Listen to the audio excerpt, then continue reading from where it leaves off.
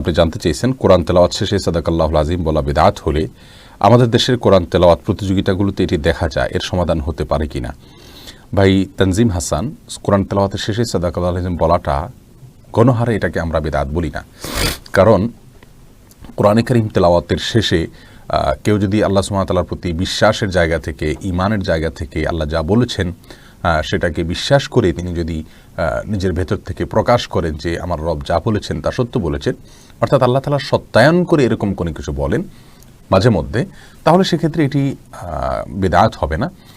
আর তাছাড়া কেউ যদি এটাকে সুন্নাহ মনে না করেন অথবা এটাকে কোরআন তেলাওয়াতের জন্য অপরিহার্য মনে না করেন, তাহলে সেক্ষেত্রে এটি বিদআত হবে না।